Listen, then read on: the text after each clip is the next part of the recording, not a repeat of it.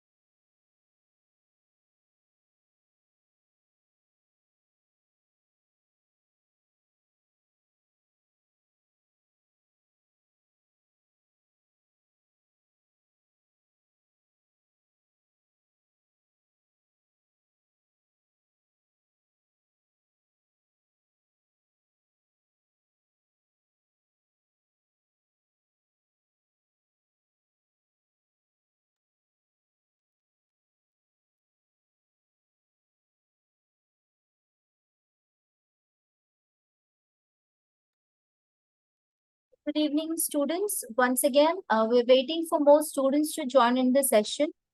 We will be starting the session in the next 5 minutes. Meanwhile, I can read a question in the chat from Sampati Rav Kavya.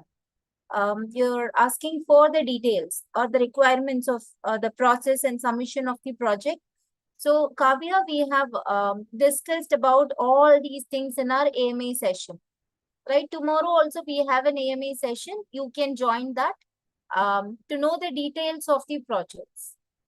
Okay, if you go through the Telegram group, we have already pinned a lot of messages in the pinned messages. Okay, can go through that. There you can find the template, the content. The template itself will answer you what exactly to be submitted as a project.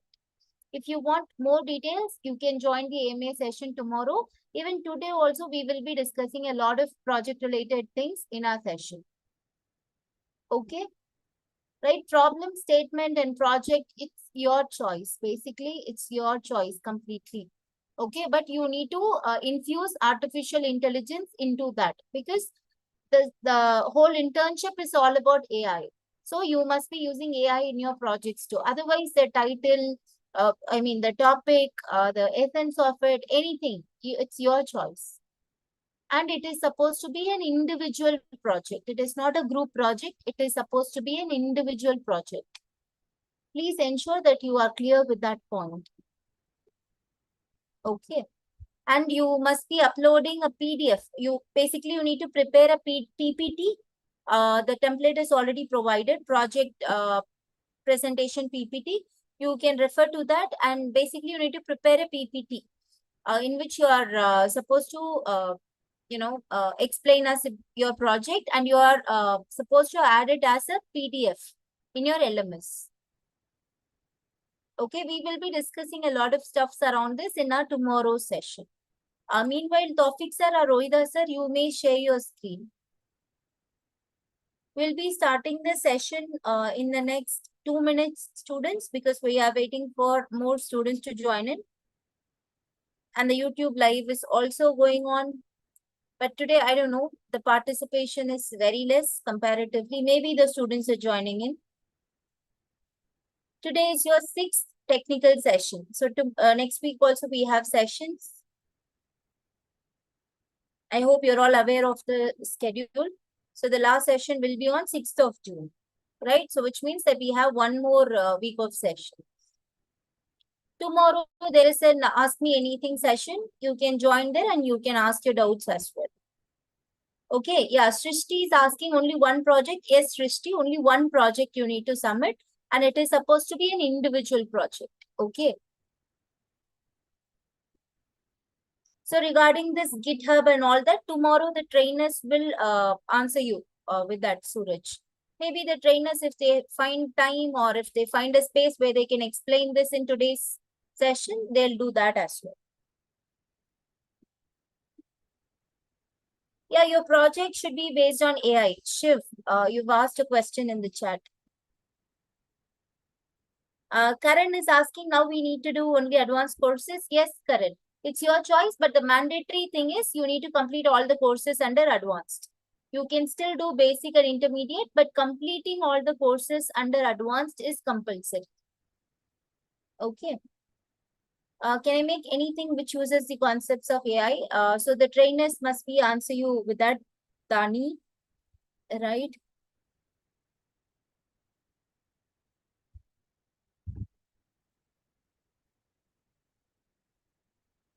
You can prefer any topic that is your choice, but you must be infusing AI into that because the internship title itself says that it is about AI. The whole 4-week internship is about AI only. So in your project also, it should reflect the same.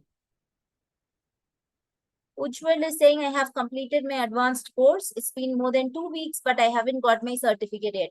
So Ujjwal, we have answered you already with this. There will be only one final certificate provided to you as an internship certificate. Okay. There is no separate certification for completing courses and all that. We have discussed this in detail in the previous sessions also. So again, I'm repeating you, there are no individual certificates for completing advanced or basic courses. Okay. Please note that no separate certificates are issued for individual courses, right? Individual as in, you can take the whole domain also, advanced, basic, no certificates are provided. Only the internship completion certificate is provided. That is after the successful completion of your internship, which includes your course completion, your attendance, your project submission, everything. Okay. So, if you're asking for the proof, ma'am, I have completed these many courses. Where is the proof? See, you can use your achievement page as a proof of completion. Okay. Otherwise, no individual certificates will be awarded. There will be only one certificate for the internship will be provided. And for FSP, it's a different story. So for that, you will be receiving a separate certificate from FSP. But for this internship, you will be receiving one certificate. Okay, Ujjwal, is that clear, all of you? We already discussed this, and once again, we're explaining so that you're all clear with that. Yeah, you can do courses from FSP also, but it is not a compulsion. Okay, but from LMS, you need to complete all the courses under advanced because that is compulsory. Okay, so completing the courses under advanced from the LMS is compulsory and registering on FSP is compulsory for the internship. Okay, that is also an eligibility criteria. And marking attendance on a daily basis is compulsory. Submitting your project in the LMS is compulsory, right? And also, like those who haven't added your MS user code, please do that. And under the profile section, you need to be adding all the required details. Okay, if any doubts, you can always refer to the pinned messages in your Telegram group. There we have shared all the important details. Right? And all the session recordings are also given on a daily basis.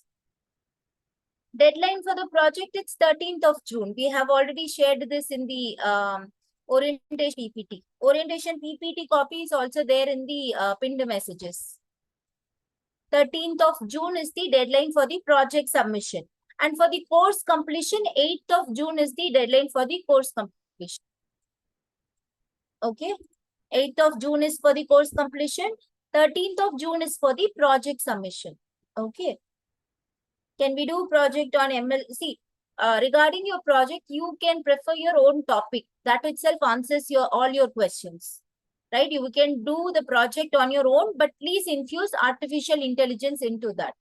Please do not ask us for the project topic, approvals. It's your choice. The trainers will also explain you better during the session today on that.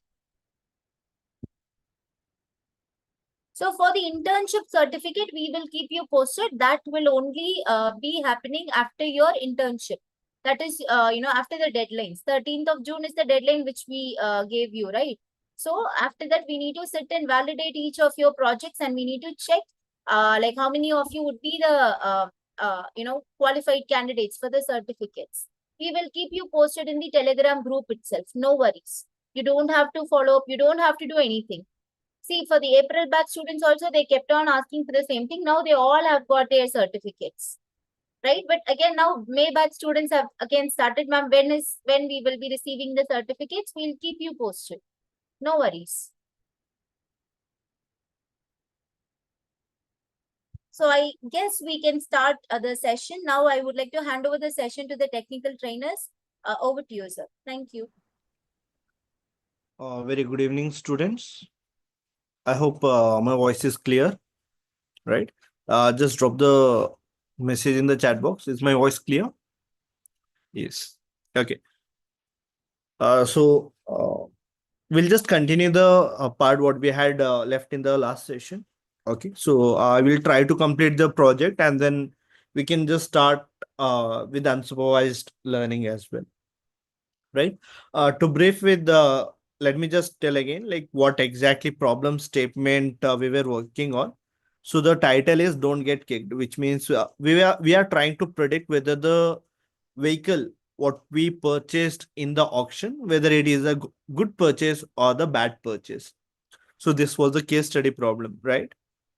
And when we talk about the data, like we had bunch of columns where we had the information such as uh, what type of auction, purchase date, vehicle year, vehicle's age, which model it is, which company it is, submodel, etc. Right? Okay. And this was the project outline what we had discussed. We had done EDA, we had downloaded the data set, right? We had also applied imputing technique as well. Okay. This were the few required libraries what we have used: NumPy, Pandas, Matplotlib, and Plotly, etc. Okay. Let me just run the file here. Okay. So this was the entire train data what we were working on, right? So probably we have 72,983 rows and 34 different columns. And we also checked the summary and we also saw that how many missing values are available, what are the data types of each one of the column, etc. Right? Then we also saw that is a bad buy, like how much count is available. Okay, so there are more than 60,000 plus vehicles which are not the bad buy, and like approx 10,000 vehicles which is going under the bad buy option. Okay, so we can also check up the values here, like 64,000 with the good purchase, approx 9K vehicles were under the bad purchase, right? And basically these were the different auctions, purchase in the auctions, like Manheim, other, and Adesa. Okay. Manheim is taking like 56.2%, 24% of other category. Adesa is going under 19.8. Okay. These were the values. Again, we also saw the age of the vehicles. Like you can see that there are quite few vehicles which is going under the age, like 0, 1, 2, 3, 4, 5, 6, 7, 8, and 9. Okay. And here we have the count as well. And suppose if I just want to get in terms of percentage, we can assume that the vehicle which is aging like 435 has maximum number of count, which is approx 60 percentage of the vehicles are belonging to this age category, right?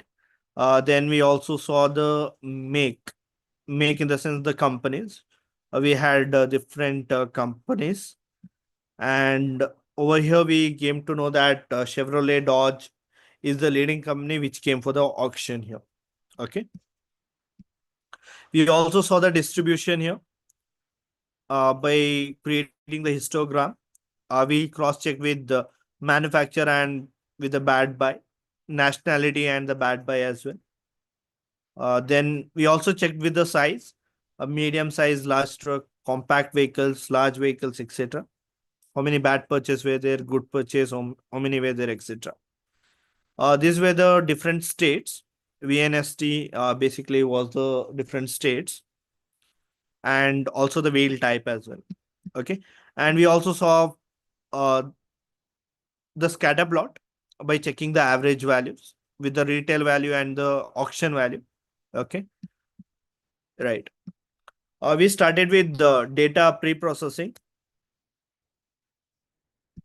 We had a column called transmission where we had three values: auto, manual. Manual was repeated twice. Okay. And then we converted, sorry, we merged both the manuals into one thing. Right. Previously, we had three manuals and then we successfully converted into two. Right. We also checked with the missing values, and here we go. Like we can see that prime unit and AC what had approx 70,000 missing values. Okay. Which means like we directly remove these columns, right? Okay. Yes. Okay. So we are dropping the unnecessary columns like trim, model, reference ID, vehicle year, wheel type. Okay. So this removal of the columns we had already spoken in the last session. Why exactly we removed this and what is the main reason for that. Okay. And we also had a look about the statistical analysis. If you want to check that, we can simply apply the keyword called describe, where we can get the statistical analysis of all the columns here. And you can have a look, vehicle age, odometer, average price, etc. All the columns which is giving all the insights here, right? We also filtered few values here, and then we separated the training data and the testing data, which means inputs and targets. Okay. So is bad by was our target column. That is the column what we are trying to predict. And rest of the columns were our training data, which means auction, vehicle age, make. These are nothing but our independent variables. And is bad by is our dependent variable.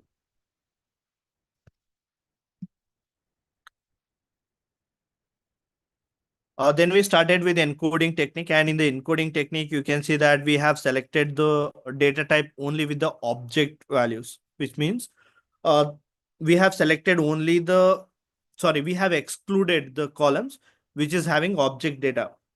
Okay.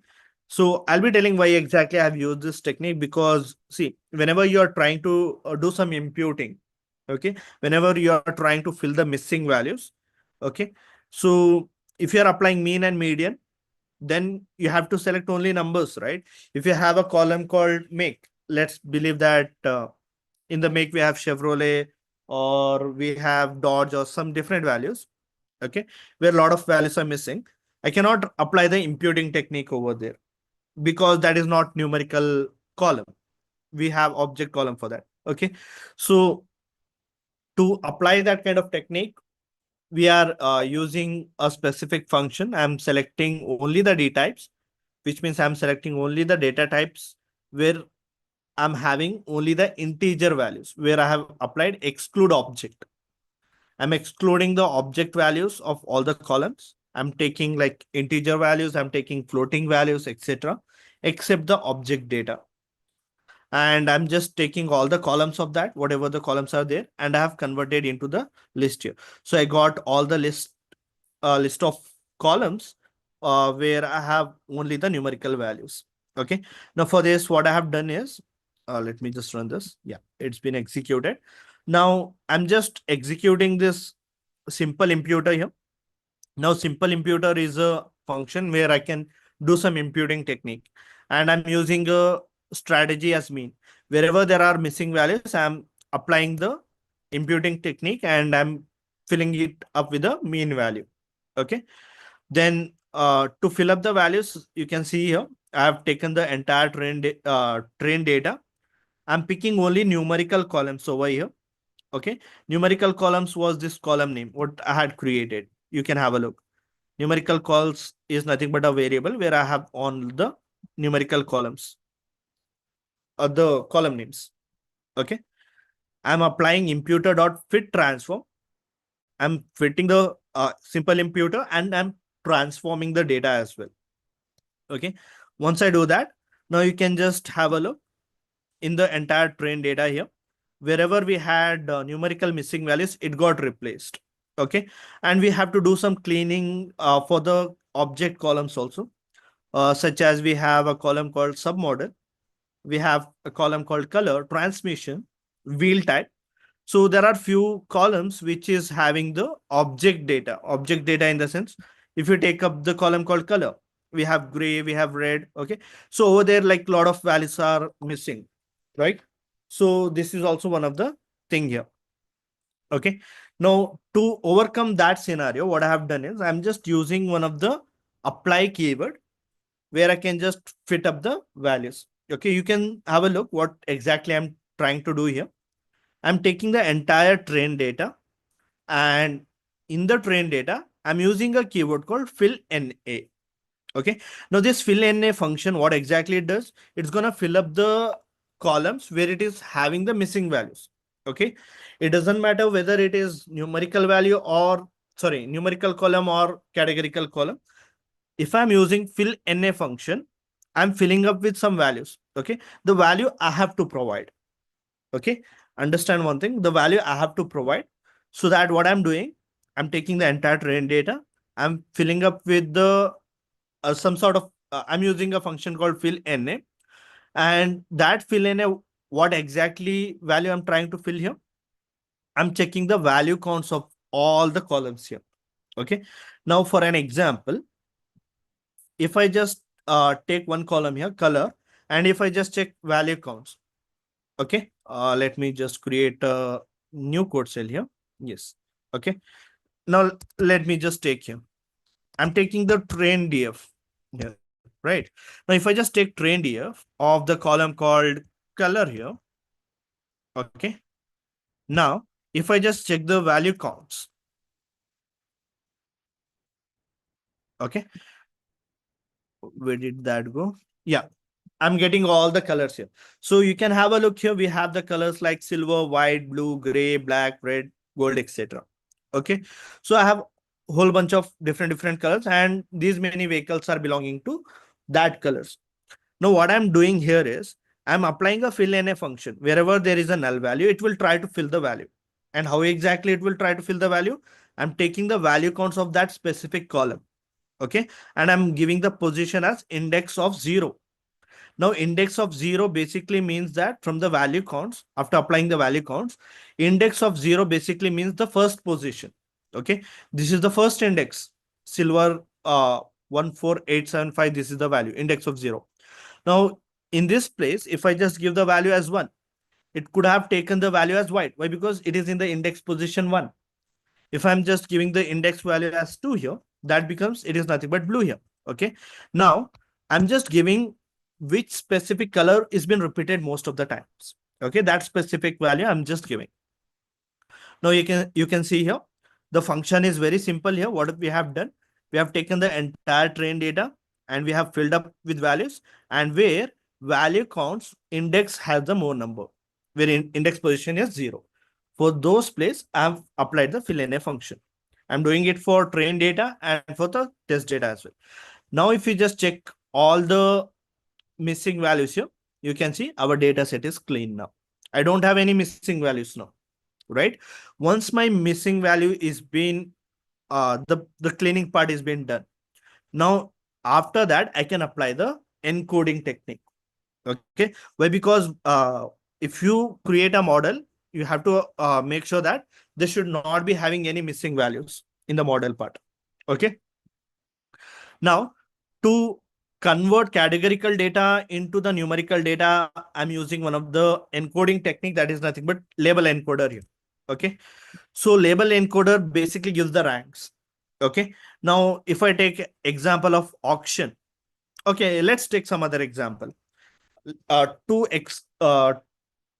understand this label encoder, I can just give a simple scenario that qualification. If you take the column called qualification, if you have done the PhD, it will be ranking 1, right? Why? Because PhD will be at the top spot. The second spot or the second rank would be given for the postgraduate, right? The third one will be given for the graduate, third rank. Fourth one will be for the diploma or something else.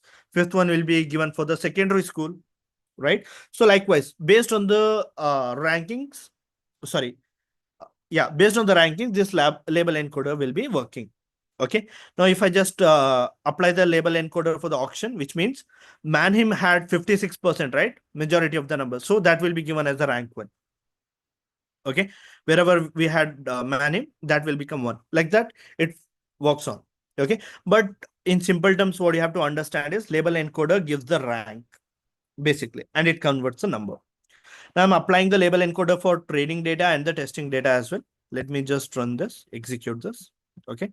And I can just take the sample of the data here. And once I take the sample of the data, okay, the column called auction. Let us see the column called auction here. I'm not sure where is the auction column. Okay, we'll see which column is visible to us. We have transmission and we have wheel type, which is displaying in the screen itself. Okay, we have the auction here itself. Sorry, my mistake. I couldn't see this. Okay, you can see wherever there was Manheim, it was given as 1, and based on the ranking, it got converted. The numbers are converted. Okay, yes. Now, there is another specific encoding technique that is also called as one-hot encoding, what we had discussed. So in one-hot encoding, what basically happens is, like, if you have a column, okay, where multiple categories are there, multiple different values are there. Let's believe that we have a value called cat A, cat B, cat C. If you apply the one-hot encoding, these values, whatever are available in this, those will become the column names. And in the first row, if the value is cat A, in the position called cat a value called 1 will be replaced. And cat B, cat C, there will be a value 0. Okay. And it will come to the second row. In second row, if the value is cat B, it will fetch for the column cat B. It will appoint the value as 1. And for other columns, it will be 0. Okay. So that is how the one-hot encoder will work. Okay. To apply one-hot encoder, it is quite very simple. You just have to apply you have to take the library sklearn, scikit-learn, and preprocessing. You're importing the one-hot encoder here. Okay. And directly you can apply the encoder.fit function, and you can give the column names where you want to encode it. Okay. Then we can also go ahead with scaling down the data. Now, scaling down the data basically means it reduces the hard values, and it's gonna compress the values. Okay. So to for making your model more efficient, this specific scaling function will work. Okay. So scaling technique have two different things. One is standard scaler and one is min-max scaler. Okay. Now min-max scaler will always range the value from -1 to +1. Okay. Min-max scaler. And we have one more scaling technique that is called as standard scaler. Okay. Where all the values will be compressed. Okay. Now let me just take one simple example. Okay, if you take the column called vehicles age, we had value called 9. We had a few vehicles where we had the value called 1, 2, 3, right? Age of the vehicle. Now, if I apply the min-max scaler, the maximum value where the column had 9, that would become 1. And the least value, for an example, it was like 0 or 1 year old, that will become a value called 0. That would become minimum value. So the values always range from uh, -1 to +1. Okay, that is how this min-max scaler will work. Let me just execute this min-max scaler. Yes, in scikit-learn.preprocessing, you can just use this min-max scaler function. But if you want to use standard scaler, you just have to replace the name. That's it. Nothing other than that. Okay. Yes. Okay. Then again, okay, I think we have already dropped this column. Again, if I try to run this, yeah, already I had executed this code. I had removed these columns, make submodel color size and VNST. Again, if I'm trying to remove those columns, it will throw an error. It is telling that this make column, submodel color column size and VNST is not found in the access. It is already removed. Okay. So if you try to delete the column names more than once, it will throw an error. Why? Because already the columns are deleted. Okay. So that is also you have to keep in mind. Okay. Then the next part starts. We'll just give the data for training, validation, and test. Okay. Now there are three things here: training, validation, and test. Now, can you just tell me what basically is training, validation, and test? Can you put your uh, views in the chat box? What exactly is training? What is validation and what is test?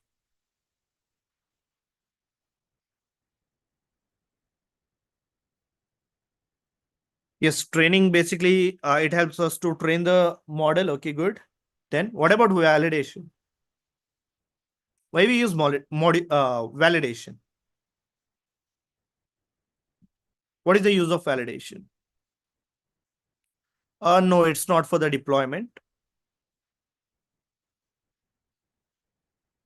You can just tell that validation is a process of improving the model. Like during the execution, if you want to improve the model, you can just use the validation, which means along with the training process, you are tuning your model, improving. Okay, you're validating. Okay, then we have test, which means once you are done with that, you can just give the test function. Okay, so it is not mandatory that you have to split the data into training, validation, and test. You can directly go ahead with training and testing. But in this case, I have kept validation as well. Okay, to apply that training and validation, what you can do is from SQL, you can use model selection function where you can import train test split. Okay, then you can split the columns here.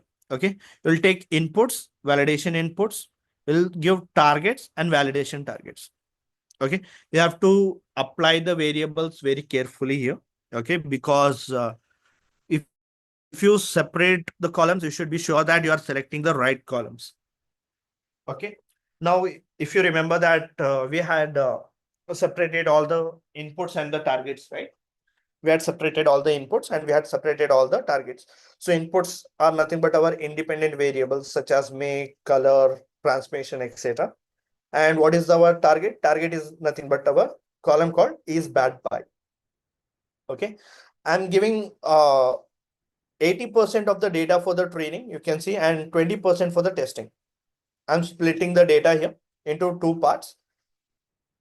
That is 80% for the training and 20% for the testing. Because I have applied the train test split, it will try to split the data equivalently.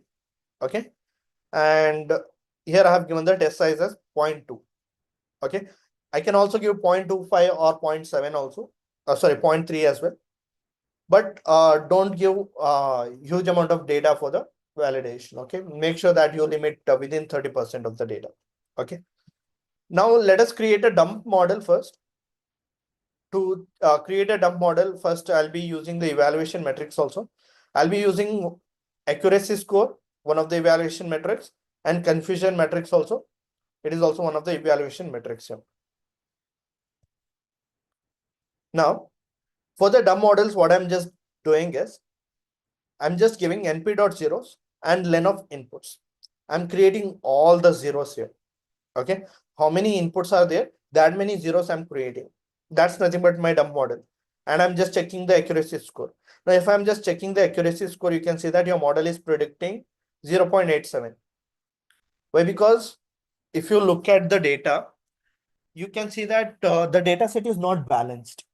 Now, why it is not balanced? Because uh, the column called is bad by have more good vehicles compared to bad vehicles, right? It is not balanced. In the previous chart, I think we have searched here, created a chart somewhere here. Let me just show you here. You can see the data set is not balanced. The target column is not balanced.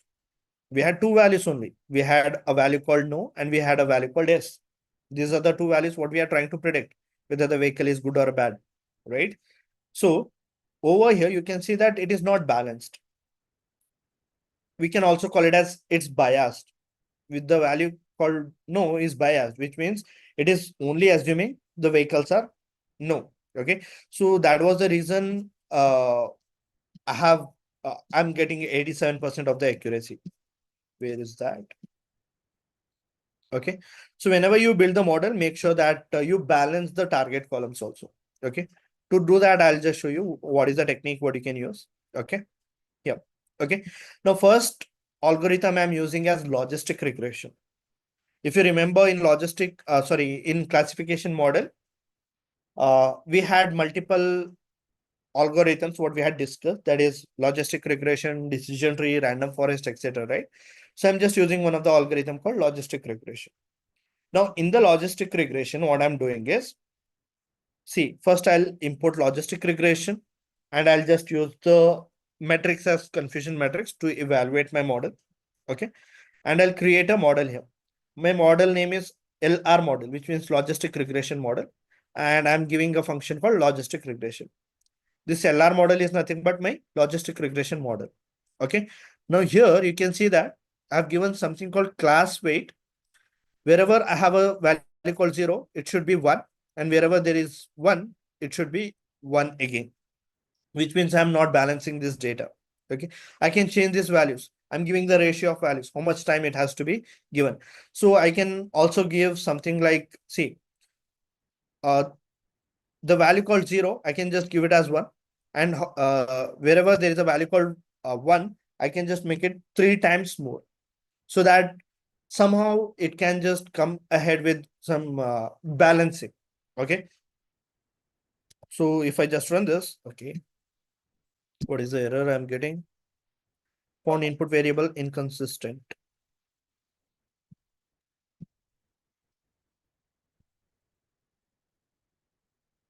Okay, let me just check. Okay, let me just pass the value as 1 only. Okay, there is a mismatch in my data here. Let me just check my inputs and train targets column here. How many values are available?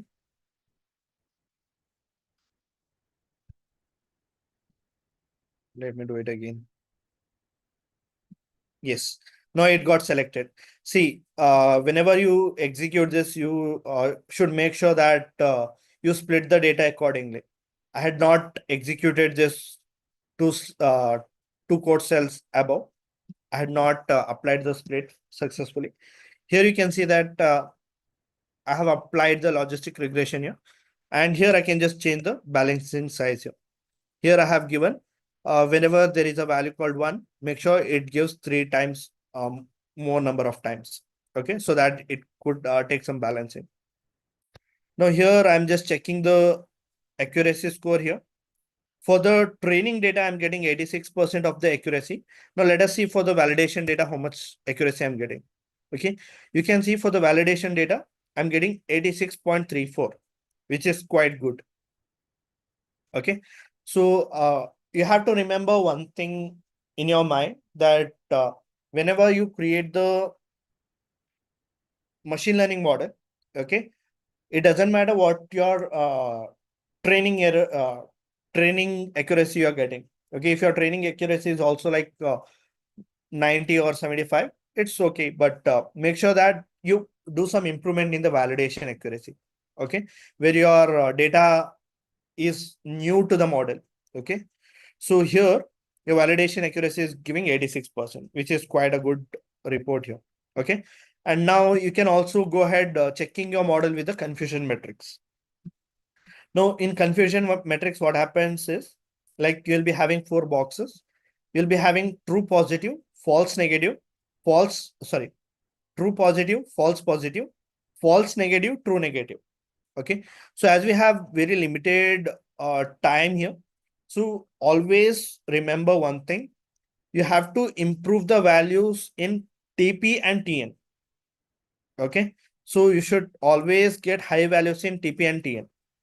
Now, if you get higher values in FP and FN, which means your model is worst, it is predicting all the wrong answers. Okay, now here you can see, based on the values, your model has predicted 88% correct answer, which is positive rate. Okay, and true values from the negative side, which means 28%, which is a good answers. Okay, so always make sure that you predict these two values as a good outcomes. Okay, and try to reduce this FP and FN values. Okay, over here we are getting 71%. Okay, yes. Because I have directly passed the values for the modeling here, 1:3. That was the reason I'm just getting these values. Okay, so you can also change that. You can go ahead with second model, that is KNN classifier again. Uh, to use KNN classifier, you can use sklearn.neighbors. Okay, and you can simply apply import k neighbors classifier. Okay, and you can just give the variable name called KNN, and you can initialize that algorithm here, KNN classifier, and algorithm you can make it as auto. So these are a few things what you can just use. Metric, you can use Minkowski, or the neighbors, how much you want to weight, you can use as 11, and weights to make your data set balance, you can use uniform. Let's see how your KNN model is giving the accuracy. Okay, so your KNN model is giving the accuracy of 87%. Compared to logistic regression, your KNN is giving much better result. Okay, so here it is giving 87% accuracy for training, and validation also it is giving 87.6. If you remember previously, we were getting 86, right? But KNN is giving 87. Quite good. There are quite few improvements here. Okay. Now, if you just check with confusion metrics, yes, in confusion metrics, you can just check that. Your KNN algorithm is always trying to predict the noise. Okay. You're not getting the true negative values, which means, yeah, again, for training data, your model is working good. For the testing data, your model is not working that good. Why? Because here we have complete zero. Okay. You have to make sure that these value and this value should be more. Okay. So there is a increase in the number here where you have to reduce it. You can go with another algorithm, that is decision tree. Okay. So in decision tree, you can see I'm using classifier. Okay. And here you can see that I've given the random state as 42. I'm directly trying to fit this. Let's see what will be my accuracy here.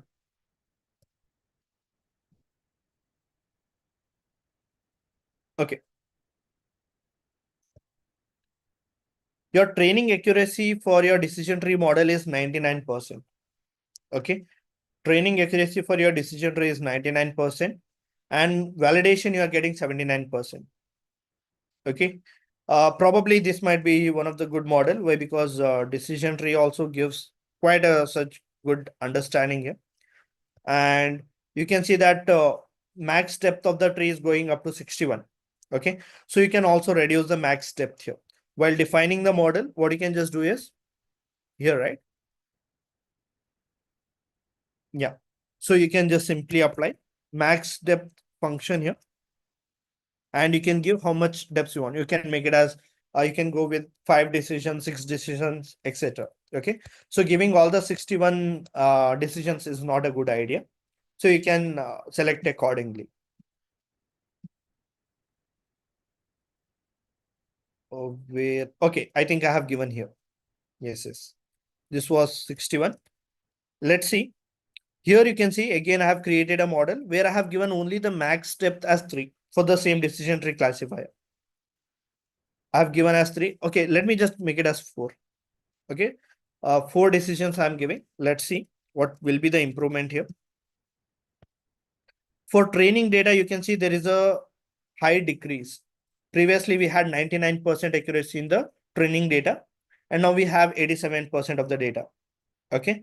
And if you check about validation, your validation accuracy you're getting as 88%, which is quite good, right? So your model was overfit in the previous decision tree, but in this case, your model is not overfitted, right? That is also one thing what you have to keep in mind. You can also check the chart here, how your validation accuracy is going, and what is the best specific max depth. You can just keep it here.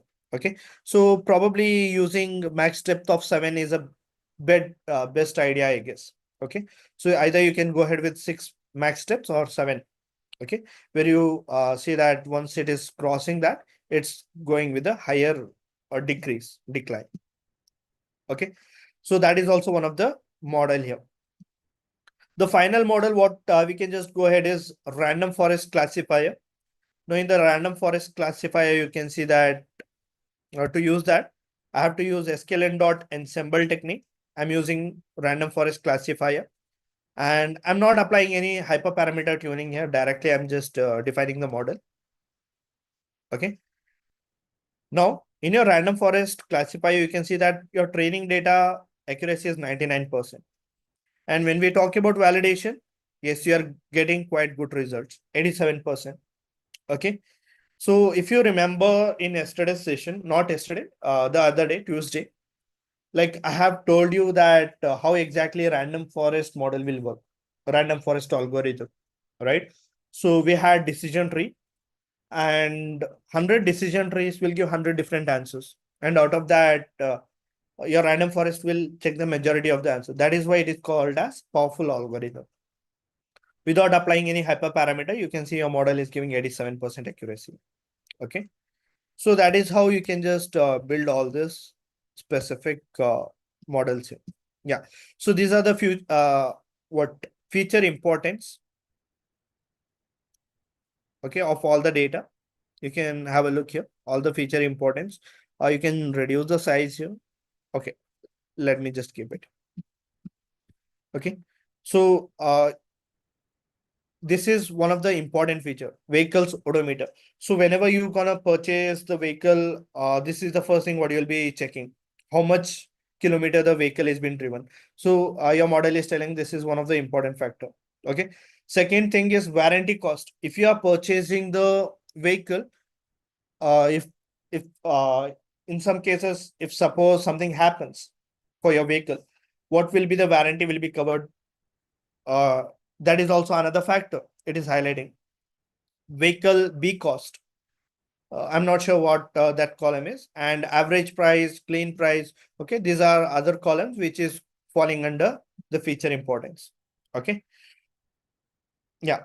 Again, if you want to make your model better, you can just try out which is one of the best model you can just include here. So you can create a Python function where you can apply various function and test it out by applying like how much max depth to be required, how much max leaf nodes to be applied, or features to be applied, etc. So what I have done is to create our model much better, I'm using random forest classifier only, where I'm applying all the hyperparameter techniques here. I have given n jobs equal to -1, random state 42, n estimators, that is 300. I'm telling that in my random forest model, 300 random decision trees would be taken out, and 300 different outputs has to be taken out, and over there we'll take the majority of the answers. Okay. Then I've given max features as log2, max depth again I've made as 40, and here I'm balancing the target column here. Okay. So if I just do that, let's see, it takes couple of time. Why? Because I've applied a lot of hyperparameter technique, right? So training the model will be taking couple of minutes or seconds. Yes, your model got trained here. Now you can see that this 98% of the accuracy you are getting from the training data, and validation accuracy you are getting 87.7, which is quite phenomenal, right? So that is how you can just do that. Okay. Again, still you can also improve that. See, previously we saw that max depth, it was shown as something called 7 or something. You can pass the max depth as 7, and again you can just try it out to overcome like what is the best accuracy you can get it. See, here we are getting the validation score as 88 now. Previously we got 87 as the validation accuracy, but this time we got 88. Why? Because I've reduced the max depth here. Okay. So these are the things what you have to keep in mind, and you have to create your project. Okay. So that was all about this uh, classification problem statement. Okay. And I hope you people have understood this entire classification problem, right? Any doubts still here? Okay. So Ashutosh, you're asking about balancing the column, right? Target column. So what happens is whenever you take a data set, okay, In the data set, 90% of the times it is repeated that vehicles are good, and 10% of the time we get the values that the vehicle is not good. So in that case, the target column is imbalanced. The data is not balanced. So what happens when you train the model? It will not work that good. So you have to make sure that you try to balance both the values equally. Like you can give 60 40 and do that kind of technique so that your model can be balanced, and then you can get much better result. Okay, so to apply the balancing technique in classifier problem statement, you can apply the function as class weight, where you are denoting that uh, wherever there is 0, it can repeat in the ratio of 1 time, and wherever the value is 1, it can repeat 1 into 1, sorry, 1.6 time. Okay, that is how. Let me make it more clear. If I'm just using the value as 2 here, okay, class weight, if there is a value 0 means 0 can be taken 1 time, and if there is a value called 1, make it a duplicate of that and make it 2, so that it can balance a bit. Okay, so that is how it goes. Let us see, if I just give the value as 2, what will be the validation score? Yeah, it is giving quite good result. Even you can make the class weight as 2 as well.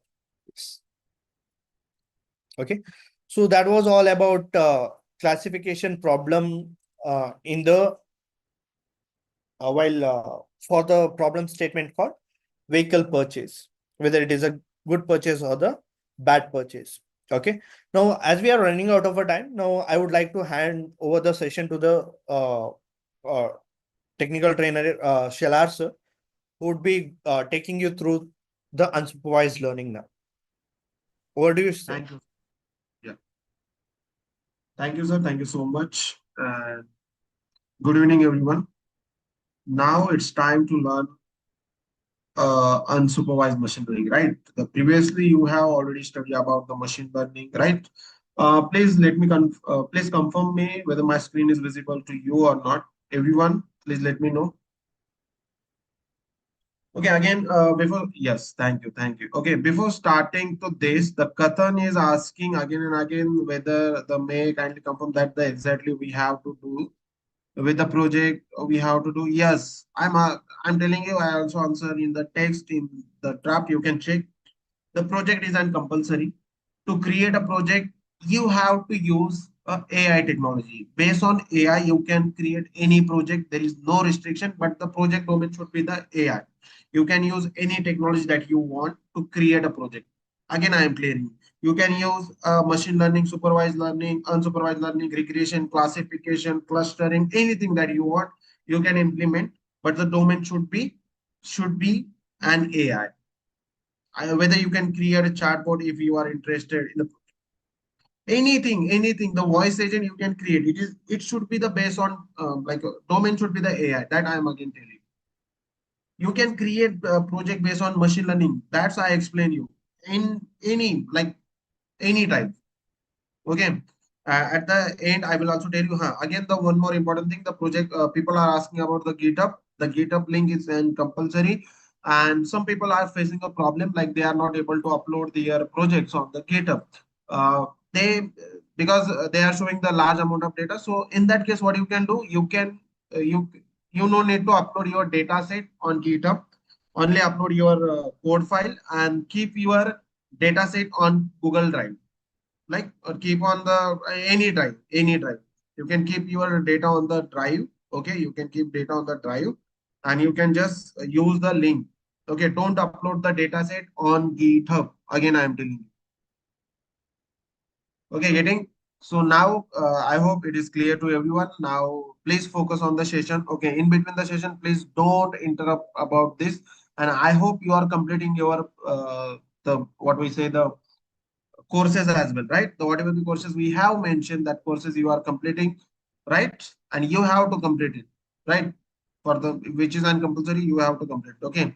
Now let's focus on the session. Okay. Please now don't ask about the project. I hope I clear everything about the project, right? Again, I will tell you at the last of the session. So for now, don't ask about the project. right? Let's just focus on the content that we are delivering.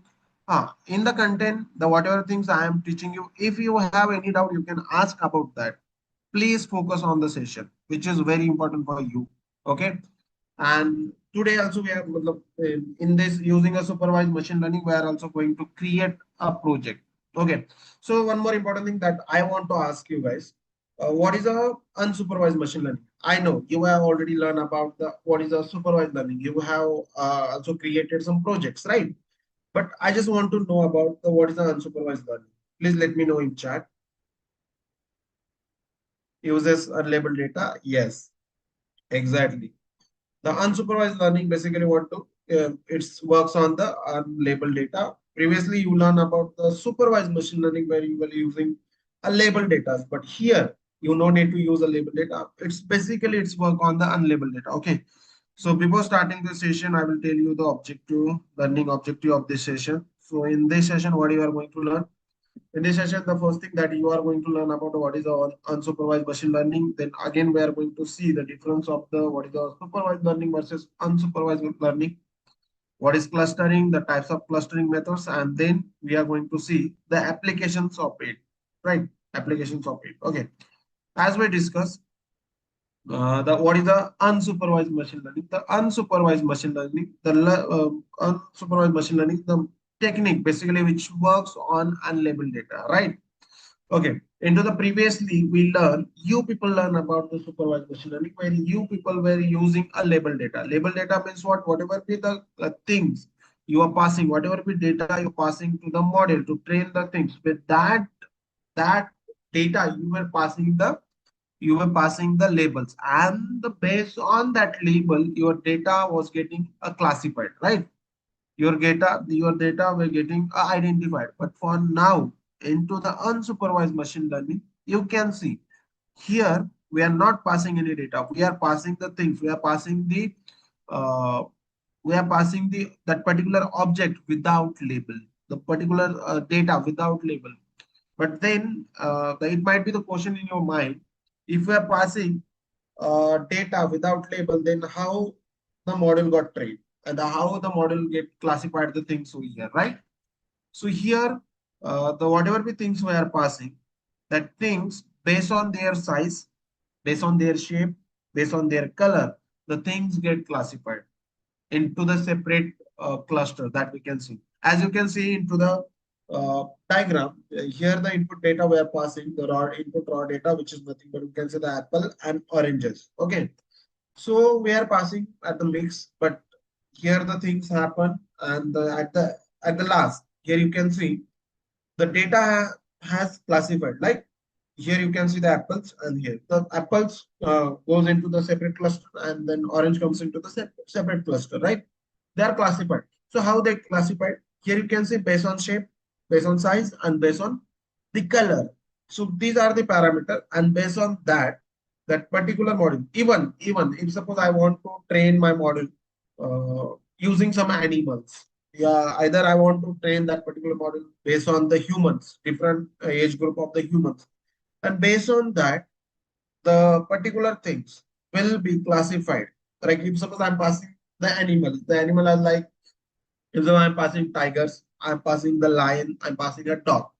Okay, so based on their size, shape, and colors, the data will get classified, and here the things are working without label. So now people might say, okay, we already had we were train our model using label data, and then why we have to train our data without label? Okay, somehow the if suppose we are using a label data, the model might take some more time, right? But if suppose we are using unlabeled data to train our model, so here we no need much time to do the things. Okay, then within a less time it's happened. There is no required more time for this particular.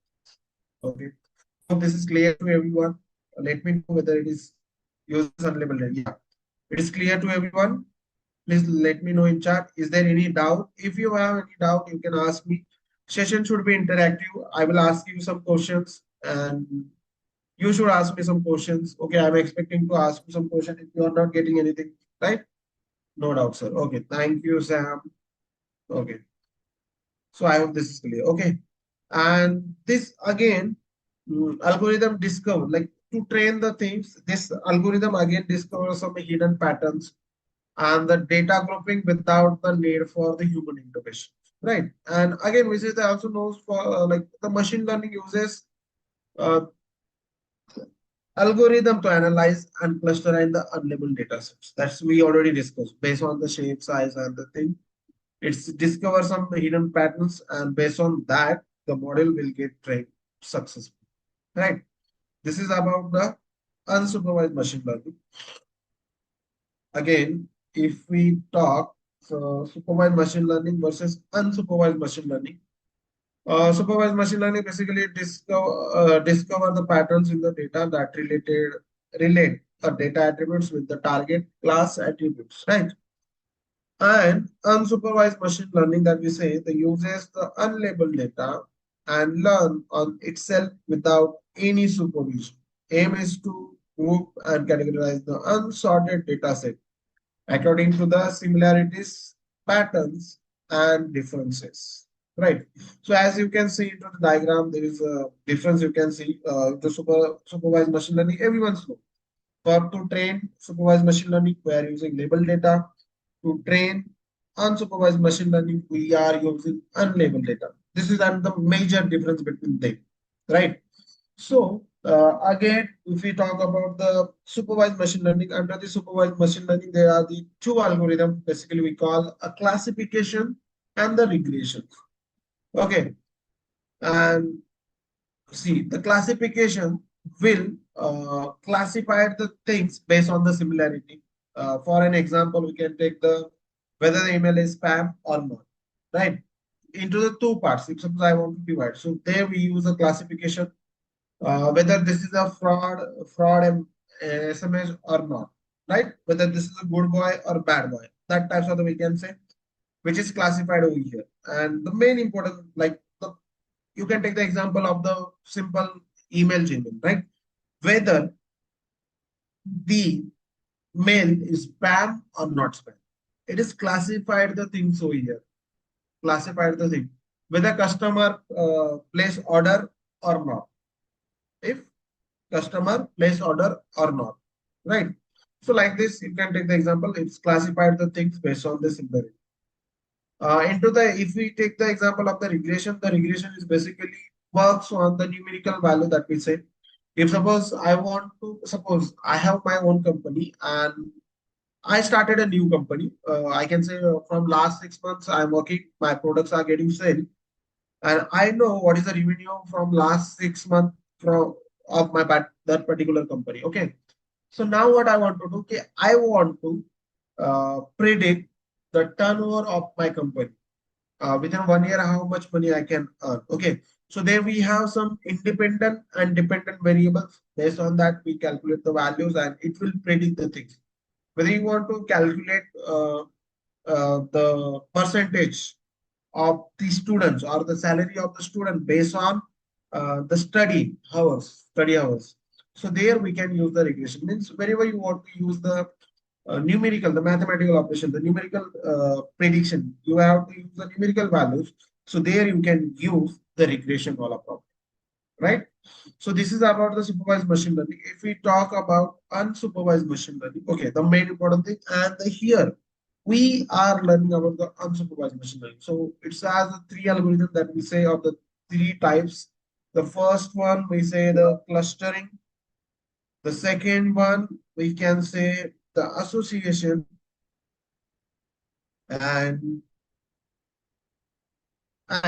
the first one is the clustering that we say. Then second one we can say the association, and the third one we can say the dimensionality reduction. Okay, the clustering means what? Here the based on the similarity between the data, it will get divided into the particular block. It here they create some groups of the similar items based on this color, shape, size. Based on that, it create these separate groups. Okay, into the cluster, which is about the clustering. Into the clustering based on the similarity, it's create the group of that particular element. Okay, which is about the clustering. If we talk about the association we can, for the association we can take a simple example of the what we say, the mall.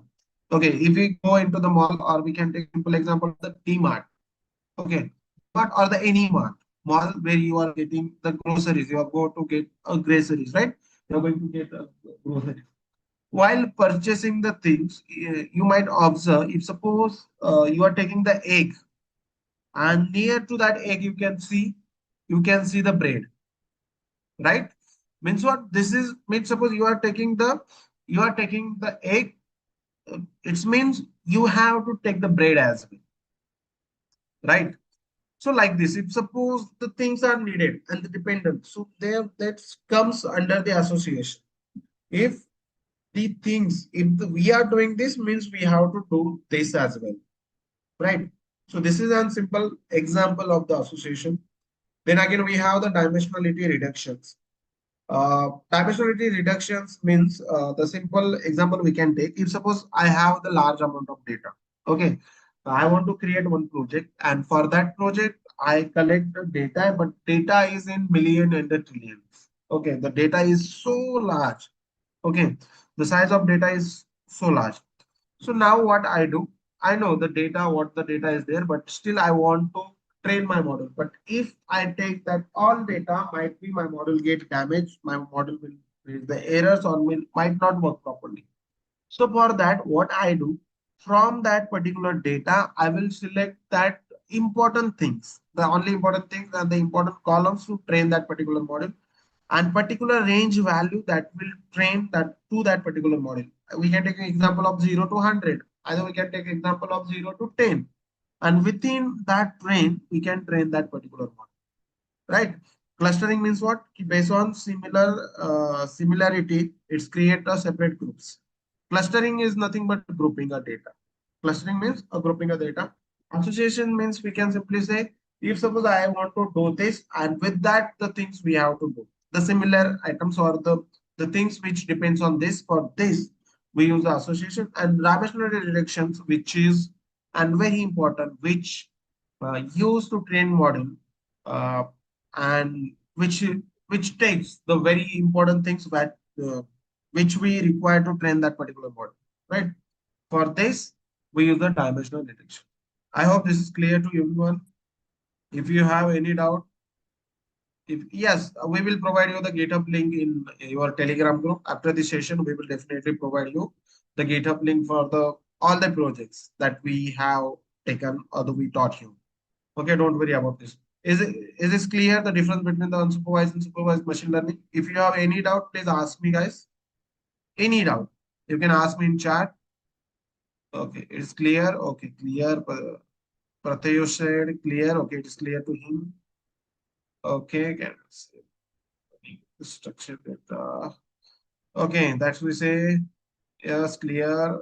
Send video. Okay, clear, clear, clear, clear. Okay, thank you very much. Thank you. Okay, clear to this. So now what we have to do, see, this is about, we see the difference. So previously we seen what is the unsupervised machine learning. Then now we seen what is the difference between the supervised learning and the unsupervised learning. Okay, so it's time for the clustering. Okay, as we discussed, what is mean by the clustering, right?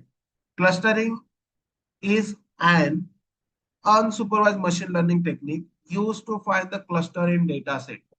Simply that we say. The clustering is an unsupervised machine learning technique is used to find the cluster in data set. So what is a clustering? The cluster is a group of data that I already said, right? Cluster is nothing but the group of data which created the group based on the similarity, which is nothing but your clusters. Okay. In dataset that are similar to other object in the group, and the dissimilar object data points in other cluster. Okay. So as you can see into the diagrams here, they have created the cluster based on their similarity, based on their size, based on their shape, based on the colors, right? So many parameters are there, and using that things, it's create the group over here, which is nothing but your cluster grouping of the data based on based on similarity between the data. Okay, which is nothing but your clusters. Okay, so this is the clustering.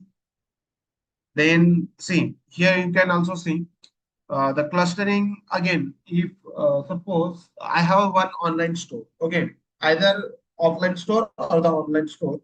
So now I want to find the things, or I want to create a group of that particular people. The particular people means what? See, the people's some peoples are like so many peoples are coming, or the so many peoples are buying the products from the online and the offline shops, right?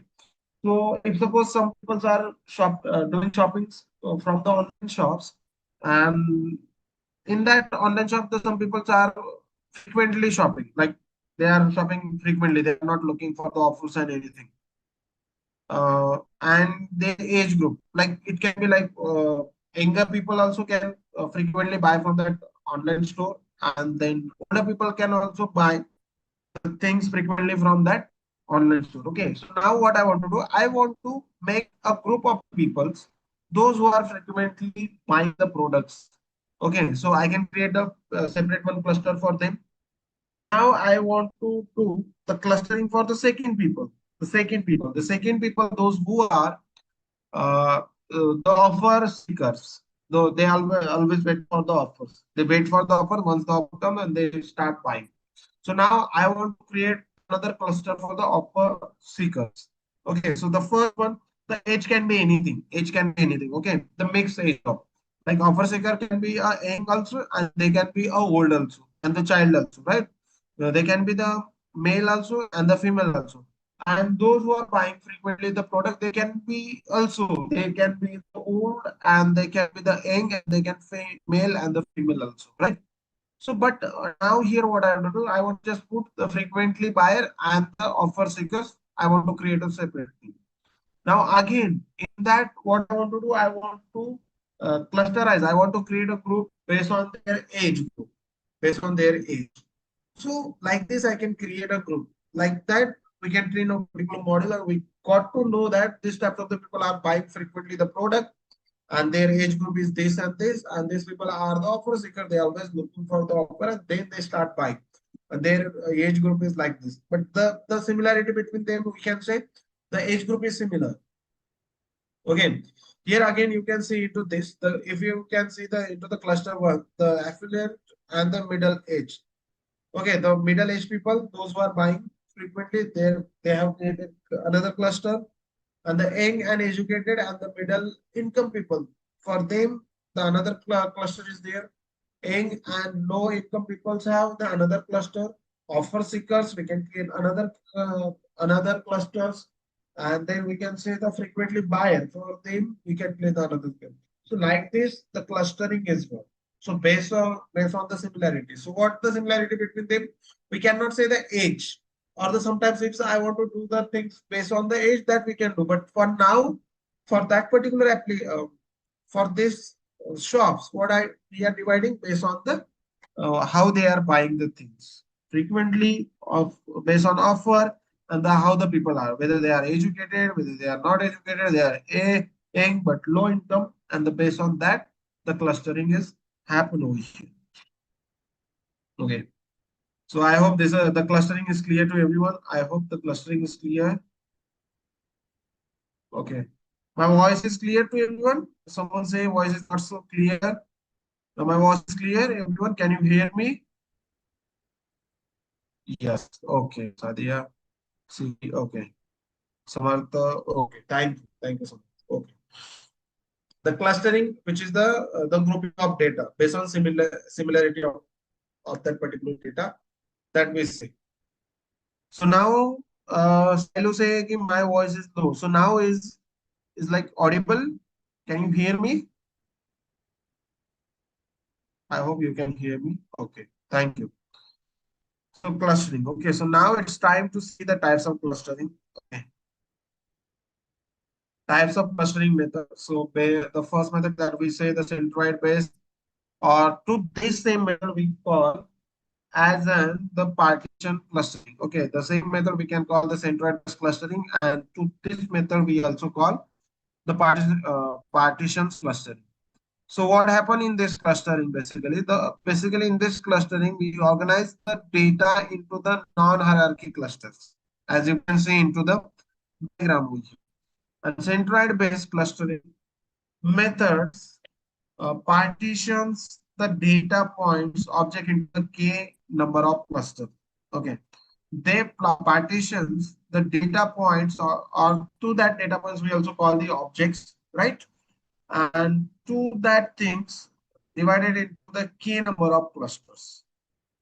These clustering methods iteratively measures the distance between each other. See, as you can see, we continuously measure the distance between the each data points and the suppose is there any nearest particular that centroid point, it's go into that particular uh, included into that particular, and performance is affected when there is a more noise in the data. So k-means clustering lies in the categories that we simply say. The k-means clustering lies into the category. As you can see into the diagrams, okay, if suppose the data points, they measure the centroid point, and the whatever be whichever be the centroid point is near from that particular data, it's included into that particular group, which is nothing but, and to this we call the centroid base or the partitions clustering.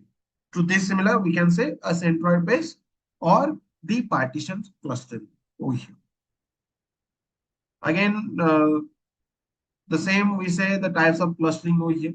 The types of clustering, the first one we say the K-mean clustering, Division, and then hierarchical clustering. Okay.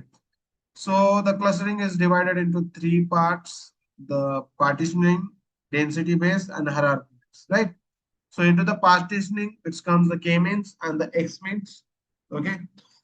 Density base, which comes under, which is nothing but your DP scan, and for the hierarchical, which is nothing but the agglomerative and the divisive. This is okay. So now let's discuss about the k-mean clustering over here.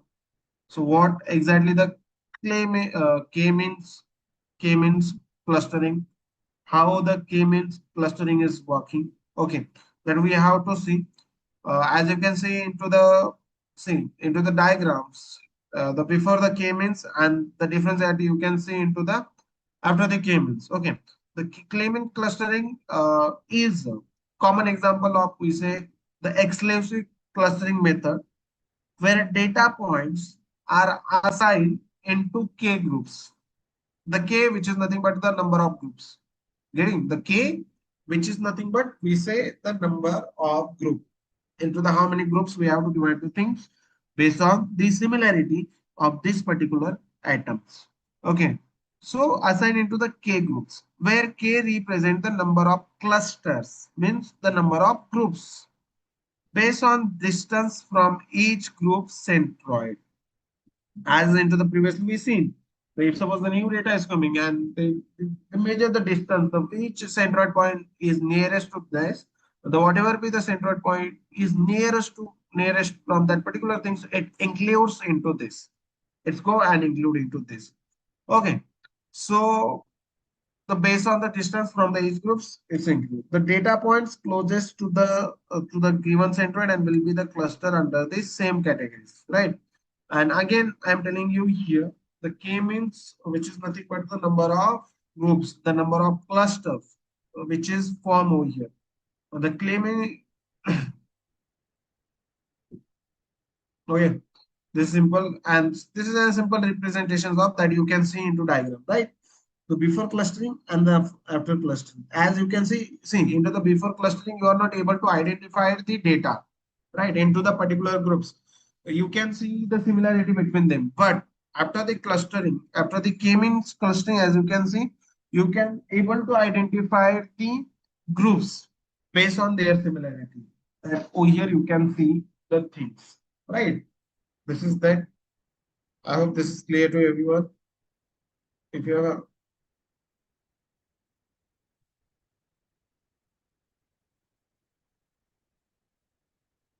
okay. So now this is clear to everyone, I hope. So now the second thing is, which is nothing but, we can say the DBSCAM. The DBSCAM is nothing but density-based spatial clustering of applications with noise, right? With a noise. So here the simply thing that we can see here also be the basically the epsilons and the mean sample basically it's work with you. As you can see into the diagram, so many points are here, and that all points are interconnected to with each other, right? So now the density based, the spatial clustering of the application with the noise, and to this also we call the DB scan. The uses the density of the points in the regions. Okay, that particular regions, it's use that particular density of the points, density of the points in region to form that particular clusters. It has two main parameters. Okay, that I already explained you. It has the two main parameters. The two main parameters are nothing but your epsilon and the mean sample. The two parameter are using it's classified to each point as a core point. Okay, what happen? What it will do here? It will classify the things into the core points. Core points. It will classify the things into the core points, and reachable points are the noise point, and which is nothing but the to that noise point or the reachable point we call the outliers. The outliers are nothing but the uniqueness or the unique things from the particular data that do over here. Okay, unique things and the unique data that happen over here, which is nothing but we can say the outliers, right? So, and they form the epsilons and the mean sample, and based on that, basically it's formed, and which took the density for particular things to train, right? Again, here how the DBSCAM and the K-means differ. Okay, as you can see into the DBSCAM, okay, whether it is whenever they are creating the clusters, but they are creating the clusters, and okay, the first thing that I want to ask you, what you can observe into this diagram, everyone, please let me know what you can observe in diagram. What you can observe, please let me know.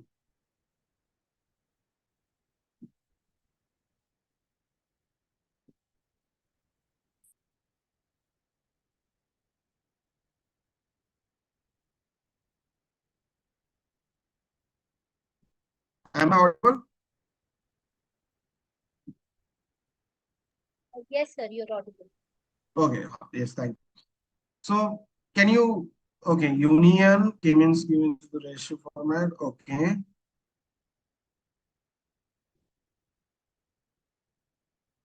Right, again,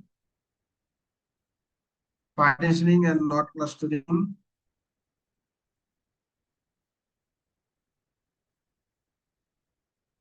Okay, okay, right, okay. As you can see, okay. So into we have the debate scan, and then after we also have the another method which is nothing but the K-means, right? So into the DSCAM, as you can see, they are forming a group, but these are the separate groups. Okay, these are the separate groups. They are not interconnected. Here also you can see for that particular data, which is also creating a separate, which is not in the, we can say, which is not similar to it, right? They are completely creating DBSCAM, density based, it's completely creating a separate groups. But as you can see into the K-means, see, which is included the things over here into each other. Here you can see into the second diagram, right? Into the previous diagram, which is not, which have the separate things or might not provide the proper, right? Might not provide the proper information, but into the K-mean clustering that you can see over here, which can be provide you the proper information which form the proper groups after the grouping the another data that you can see into this diagram. Okay. Again, if we talk about the applications of it, so we can simply talk about application, the customer segmentation, which is the one of the popular uses of clustering. Again, if we talk about the cluster analysis, also has the many other applications in the different domains. Okay. So the first thing that we discuss the retail marketing. Okay, retail marketing is one of the example for it. The based on the customers demographics, characteristics, identifying buying patterns of the customer groups, which form some clustering with them, recommending new books or the movie to the customers. Okay, which is also the one of the see now. Suppose they want to also if suppose we are buying something from the online store. If suppose I buy the shoes, right, and then once I buy, even I search for the shoes, I'm not buying. For the next time, they will start recommending this. Okay, so how they identify? They identify the patterns, the what I am looking for, right? Then another application for it, we can say, which is the banking domain, into find clusters of the normal transactions to find the patterns of the fraudulent credit card uses, sorry, anomaly detection. Okay. Identify the clusters of the customers to find the loyal customers versus the churn customer, right? So for this, see the retail marketing for this use this unsupervised machine learning again for the banking, which is used into the insurance domains. For the insurance domain, why it is used? It is used to analyze the whether the customer is genuine, the things whatever we happen which are genuine claim clusters to identify the false claims or the frauds. Again, evaluate the insurance risk of the customers based on their segments. Publications, into the publication is used, the clustering is used to auto categorize new based on its content, tag news, then cluster it so as to recommend similar news articles to readers. Again, for the medical, characterize the patient's behavior based on their similar characteristics so as to identify successful medical therapies for the different illness, right? Okay, so these are the application, the retail store and the marketing we use, for the banking domain we use, for the insurance domains, publications and the medical. Okay, so I hope you this is clear about the unsupervised machine learning, and you also learn the about the clustering, right? Clustering. I hope this is you learn and it is clear to everyone. I hope this is clear to everyone. Yes. Okay. So it is clear. The PPT will not share. We will share you the project which we are going to discuss. Okay. So now we have to create one project using Python. Okay. To create this project, we are using the unsupervised machine learning algorithms. And as you already know, before creating the any project, we should know about the theoretical things about this, right? And that's why we seen this, right? But for now, what we have to do, we have to create a project. Okay, the project which is nothing but your movie recommendation systems. Okay, the movie recommendation systems. So, guys, I just want to ask you, what challenges are you facing while using the streaming platform, OTTs? What challenges are you facing? Yes, it is acceptable. Okay, please let me know in chat. The while suppose while watching movies, subscription, okay, which is another point. Payments, okay. User, okay. Traffic, okay. I will tell you. So many people are saying the subscription payment, okay.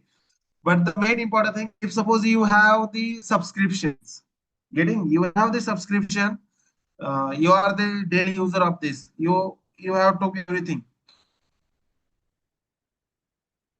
okay. But internet, okay. Even you have the internet also recommendations, right? See now, the so many movies are coming, but you are not aware about the movies.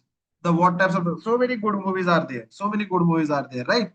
But the people are not able to watch, or people not getting that movies, right? Sometimes we don't know the what movie are releasing and the What the things? Yes, recommendation based on the mood. Absolutely.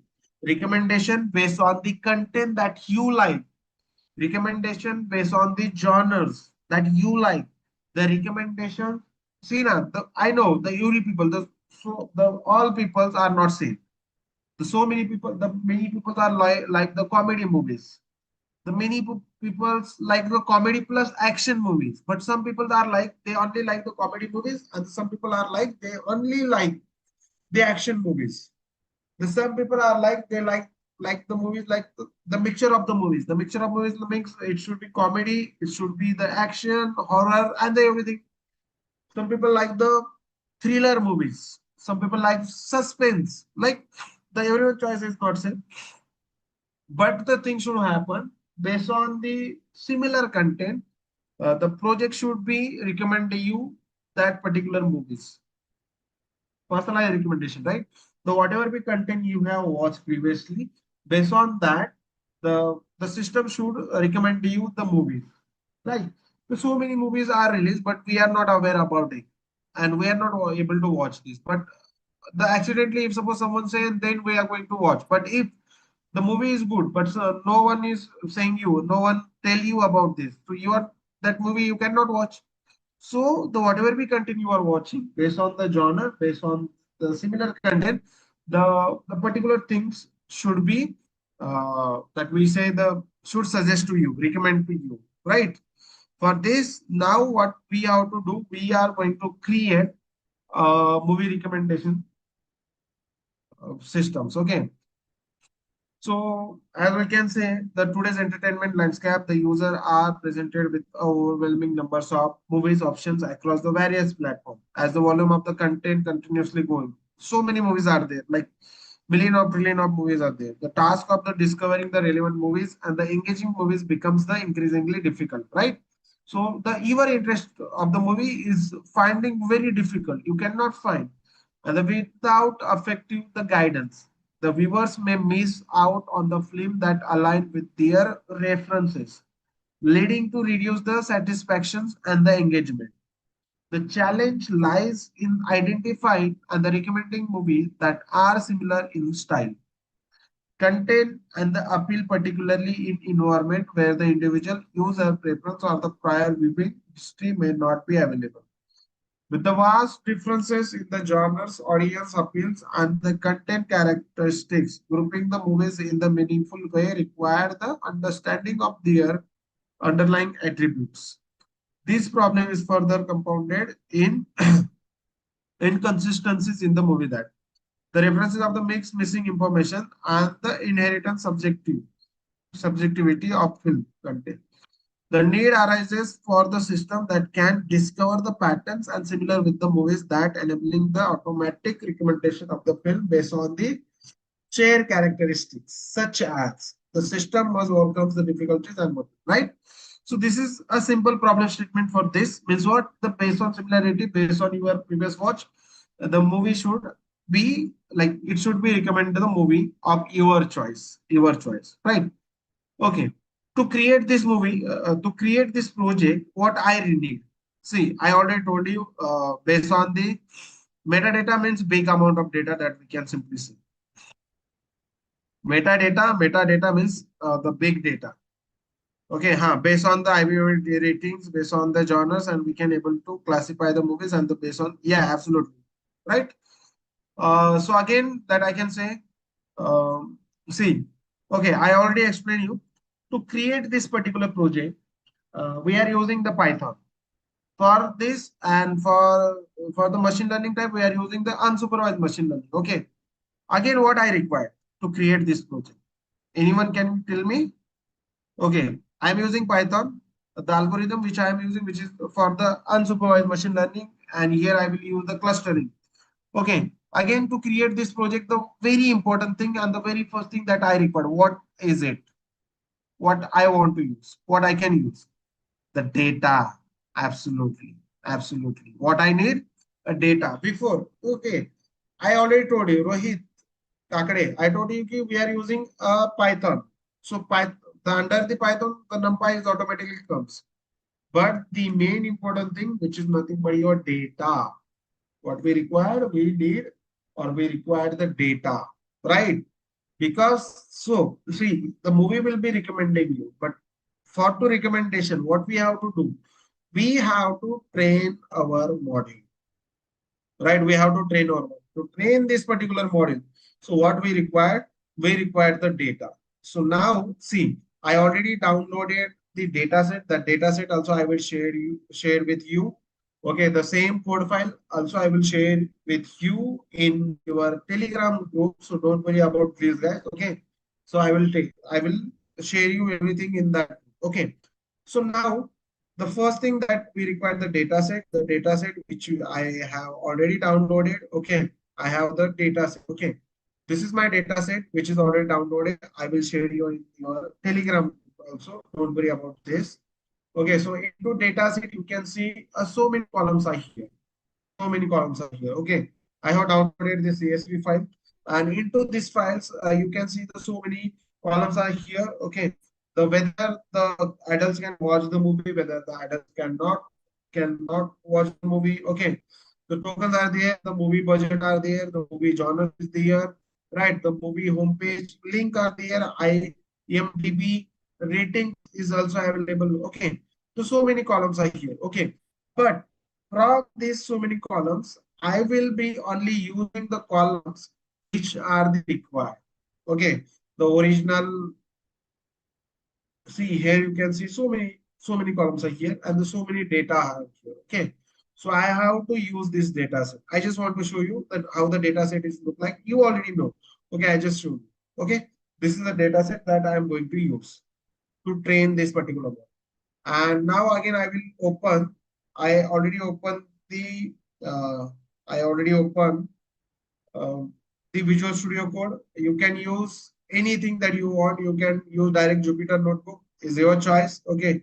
But now here I am using the we can say simply a Jupyter Note. Sorry, VS Code. Okay, VS Code I am using. If you want to use a Jupyter Notebook, you can use. Okay, no problem with this.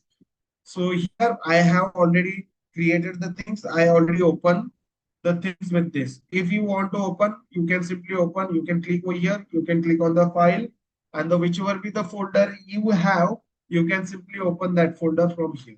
No need to worry about this. But this already I have already created, and that's why I already opened it. Okay. So in this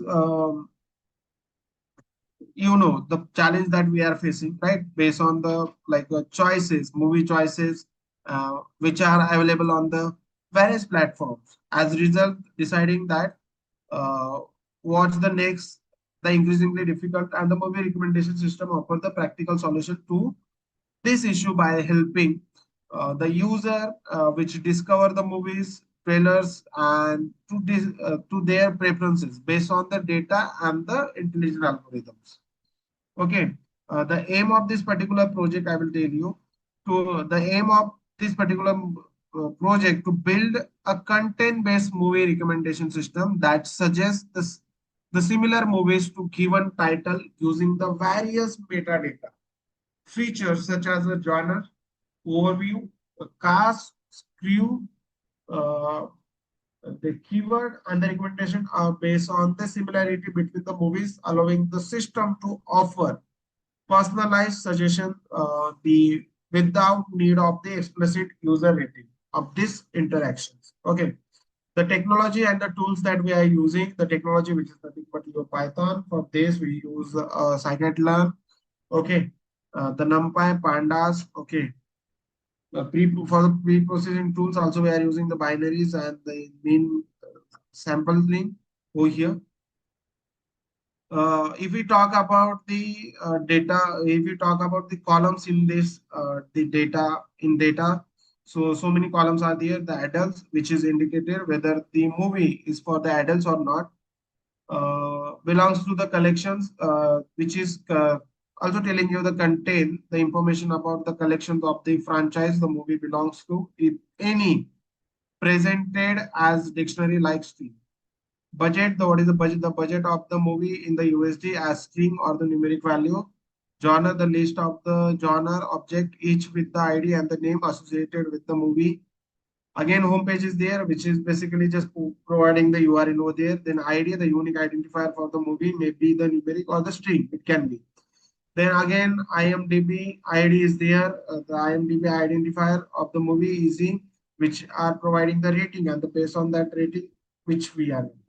So many columns are there. As you can see, the total columns are the 24 columns, right? And based on, they also have the video, then again we have titles, then runtime, revenue, release date, the production cost, poster, and the popularity overview, and the original title, original language, everything. So many columns are there. And based on that columns, we have to train our model. Based on these particular columns, what we have to do, we have to train to our model. Okay. So now the main important thing, the requirement that we have to do, see, as you can see, uh, whatever be the external library, the external package that we are using, the first thing that we have to do, the first thing we have to install this, right? So here basically we are using the pandas. Okay. Uh, the pandas is basically used to load your data set, right? If suppose you have the data set, data frame, basically we used to load it and wish to print, wish to load your data. Like this can be JSON or the CSV file, which is basically we can load using these pandas. Then second, we can say the numbers. Basically, if you want to do any operations on or the collections of that particular numerical data, say we use a numpy, numerical numpy. Okay, you want to perform operations on numerical data, so there you use the numpy. The scikit-learn, which is the library or the package which used to train our machine learning model. The scikit-learn to this, again we can say the sklearn, right? sklearn, which is nothing but your scikit-learn, which is used to train your machine learning model. For this, we use scikit-learn. Then for the visualization, we are using the matplotlib, and then again cbon. Again for the cbon is again used for the proper and good visualization. Okay, these two libraries are used for the visualizations, right? I hope this is clear to everyone. So now what we do, we can just load this, and you have to just wait. We have to install the all libraries over here. We have to install. So now it is saying the requirement already satisfied. The require already satisfied means what? We have already in my system it is already installed, that's why it is showing. But if you are installing first time, so everything will install successfully over here. But for now, the all libraries are installed in my systems, right? The first step, you have to install all the libraries. Okay, once you install the all libraries, so now what you have to do, you have to import the all the libraries, right? So now what I am doing, I will install, or what I do, I will import the library, the Excuse things. me, First, what I do, I will import the pandas. I will Shilal, yes, sir, sorry for yes. the interruption. Can you hear Yeah. me? Yes, sir, yes, please. Uh, can you stop the sharing and reshare the screen once again? Yes, sir, yes, yes, yes.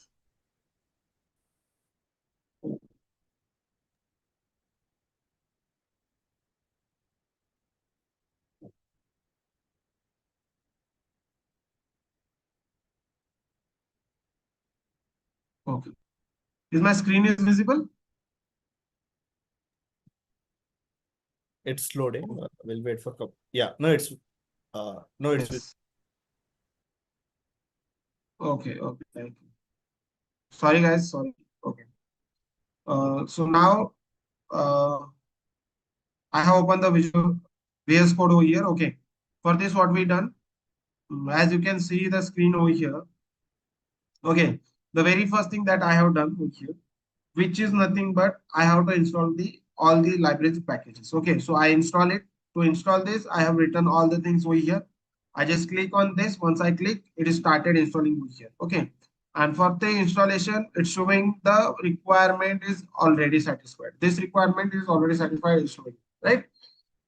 So as I told you, the pandas that I am using to load my data set, the whatever data to load that particular things. If I want to perform that some operations on the numerical data and the collection, the numerical collections, so there we use the NumPy, the scikit-learn, the library is basically we use to train our machine learning model. For this, we are using the scikit-learn. Scikit-learn is to this again we call the sklearn.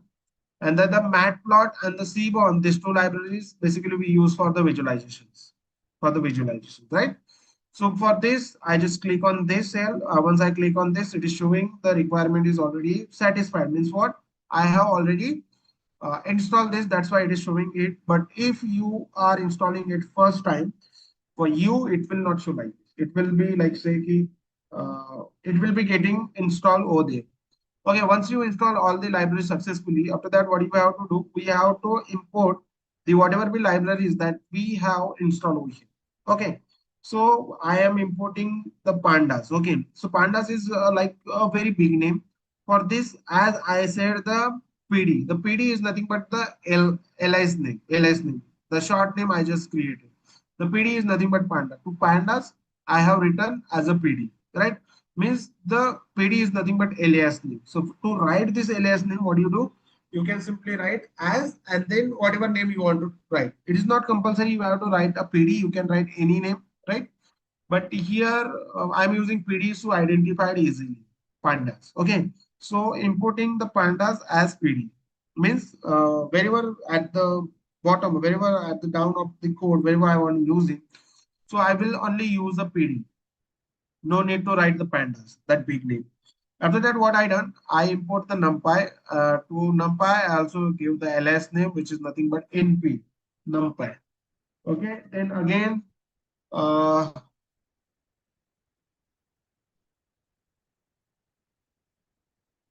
okay,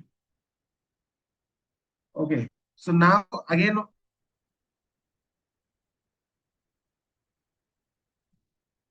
okay. So now here you can see, uh, okay. So now again, what I done, I imported the,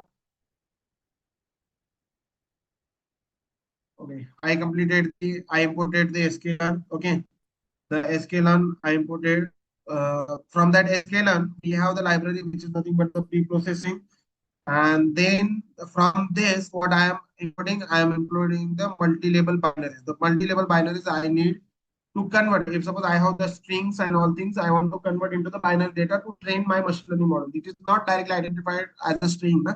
So for this, what I need to do, I have to use the binaries binary. And to convert this for this from sklearn and pre-processing, what I am importing, I am importing the things like a multi-label binaries. Okay. Then the min max scalars, the min max scalar is basically used to scale the things, to scale that particular data into that particular range to provide the particular training, right? For this we use this. Then again from the sklearn algorithm that we are going to use, which is nothing but uh, into this particular project, the algorithm that we are going to use, which is nothing but your k-means. Okay.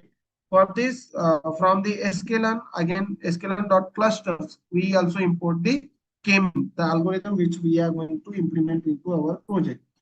Again, I imported the import the seaborn. For seaborn, I have given the short name or ls name, which is nothing but SNS. The seaborn as a SNS I have imported.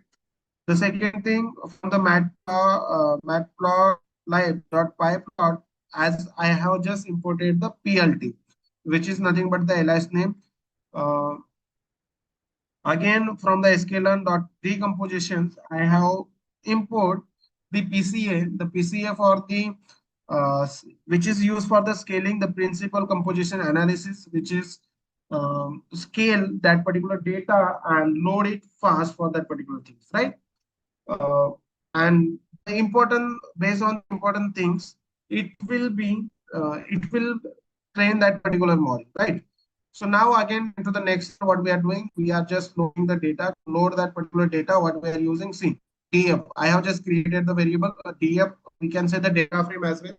Okay, so to for this, I have defined the variable here. You can write any name, which is not compulsory. You have to write the df, but you can write any name.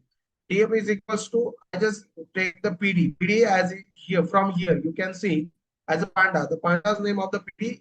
If you want to write, if you don't want to use the PD, you can directly write pandas. But pandas is like very big.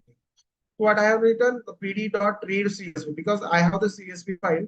So as you can see here, I have keep my that CSV file. The movies underscore metadata.csv, which I have keep into the same folder. So that's why what I done, I have written the path of this.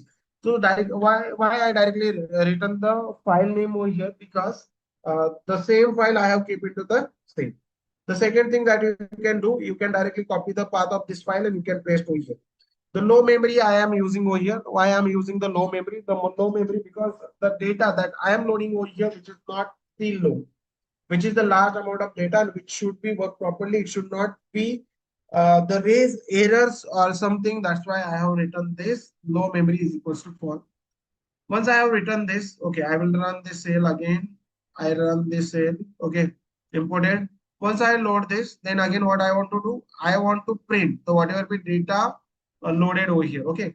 So for this, what we are writing df.head means what? The df.head means we can load the top 5 values over here. So whatever be values from that data set that we can see, I just load over here as you can see, right? The top five value you can see over here, right? Top value are loaded. If you write tail, so you can see the bottom top bottom 5 values that you can see using tail. If you write to string, you can see the all values. But here I am just writing the head. Okay, once I write, so now what I have to do, I want to do the statical analysis here. For the statical analysis, basically we are using a describe module, which will be do the statical analysis, mean value, more standard value, and everything it will find by the describe. Okay, the statical analysis. After that, what I want to do, I want to check the all the columns. For this, we have, see, the same variable I'm using, the same variable we are using, the whatever be the data print. The df variable is here. The same variable we are using over here. Okay. Once we use, we have to run this. Okay. Run.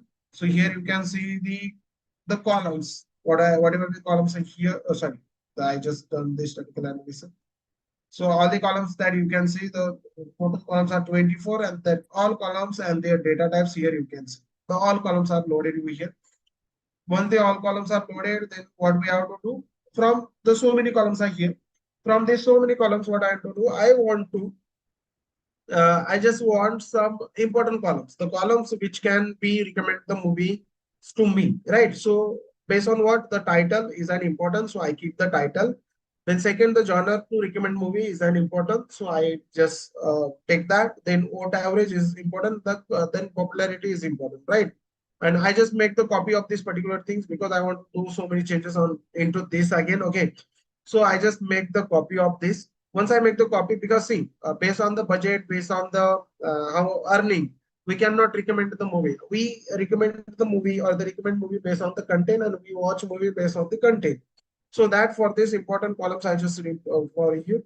Again, here what I am doing, I'm just checking the whether the null values are available into null or duplicate values, null values the present in this particular columns. If that particular things are available, the things are here. So what I do, I will just drop from here.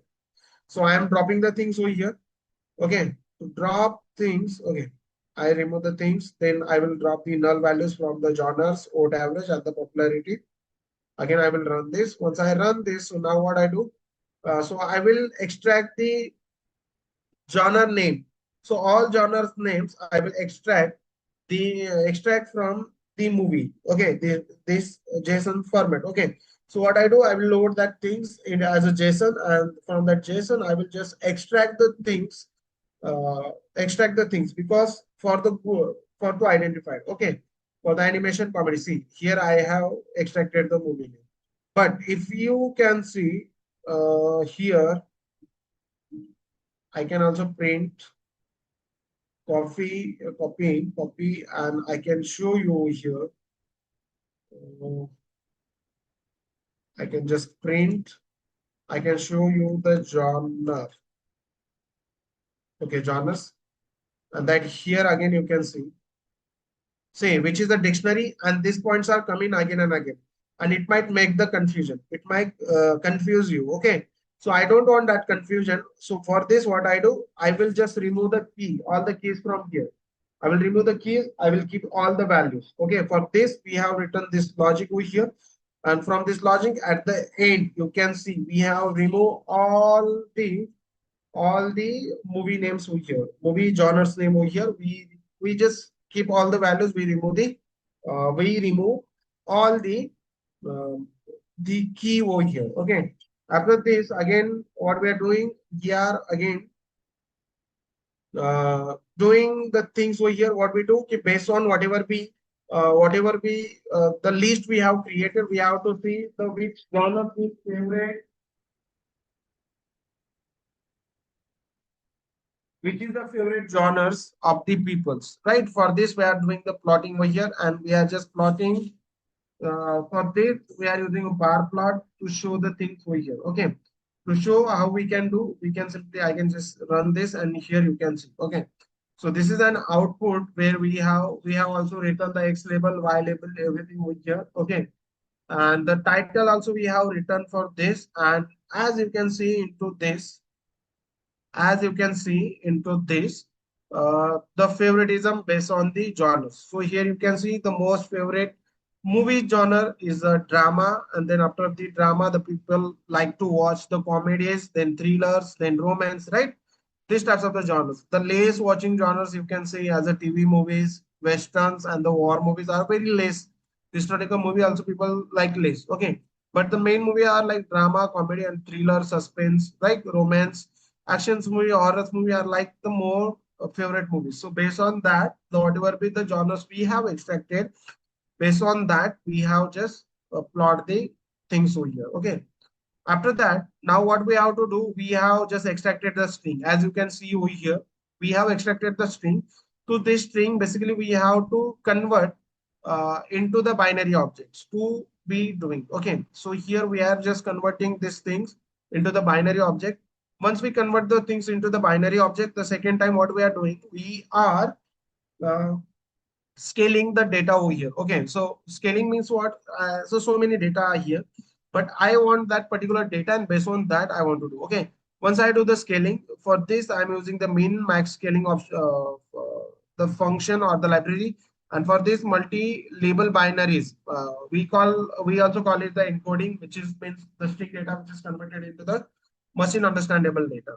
So again, yeah, after this, again, what we are doing, the whatever things we have done over here. So now we are just combining the things. Genre, you can see over here, the genres up, and then again, the whatever the scaling happen, the scale up, we are just combining over here. For the base result, we are just combining things over here. Once we combine the things over here, so again, what we have to do, we have to do the decompositions over here. The decompositions means what? We are just putting the range from that particular large data, and the whatever bit the decompositions we have done for this, again I have uh, plot the things over here. Here you can see the cluster, the scatter plot. Here you can see the cluster, which is without clustering I have doing over here. Okay, this data you can see the without clustering. As you can see, you are not identify the group, but once I do the clusterings, okay, once I do the clusterings, here you can see, once we do the clustering, based on the clustering, you can see the things over here. See, the grouping of data. Based on the clustering, here you can find, or you can see the clustering over here, right? Once you do here, the clustering is applied. Then again, here we are applying the k-mean clustering for this, for the better results. Okay.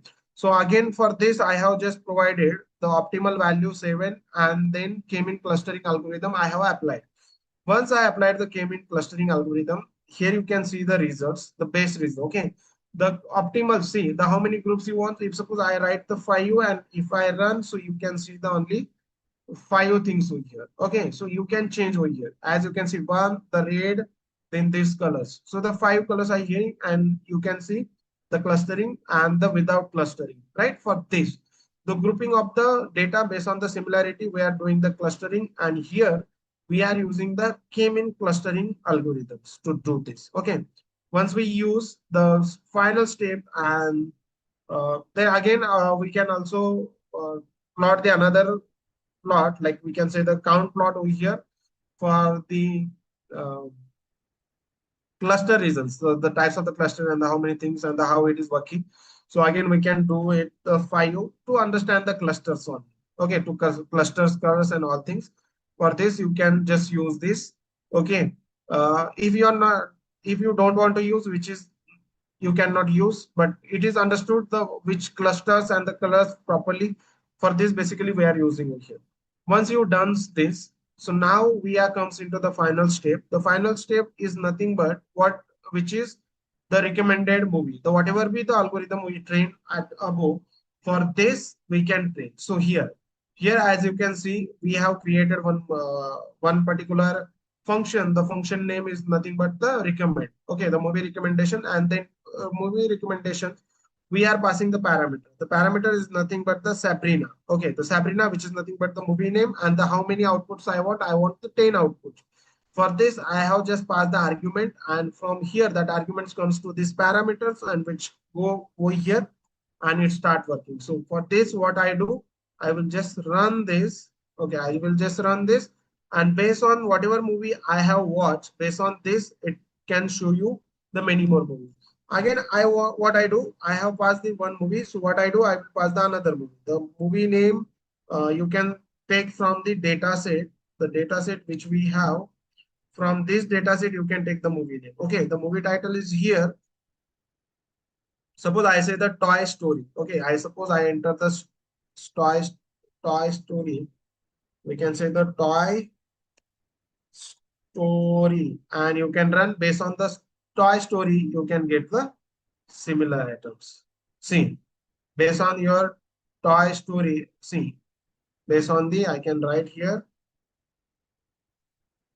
Toy Story, you can see the output. The whatever be movie you are watching, based on that similar, see, the previously whatever be the movies it has suggested, the same movie you cannot see. These are the completely different movies. Okay, any name you can enter and you can watch the movies. I hope this is clear to everyone. The same code I am also sharing to you into the what I say, into your Telegram groups. Same data set I will also share you into the Telegram group. I want to run, I expected to run from your end, run the code, change the data set, and again see the things over there, right? Okay, parameters are like, suppose I want to put the input for that particular things. For this, as a value, I pass the argument, and that parameter means the movie name and the how many movies it should recommend to me. Okay, which is nothing but it. The project you can create on any subject, any topic you can get, but domain should be the AI. Okay, I am sharing you this same project into the Telegram group. You have to run this project.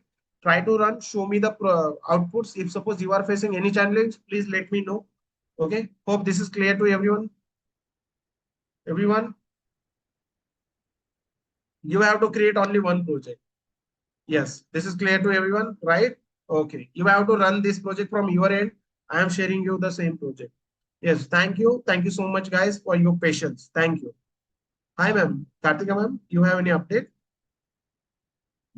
Not much, Rohida sir.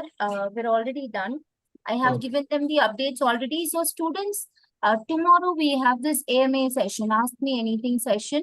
Do attend that. So in which we will be sharing all the details regarding your project and everything. So do not miss it.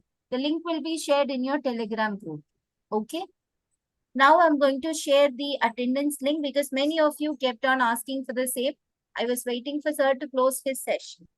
Right now, I'm sharing the link in the chat, both on Zoom and in your YouTube live as well. And the same link will be shared in your Telegram group too. Okay. So thank you so much. Thank you, sir. Yes. Thank you so much. Thank you, everyone.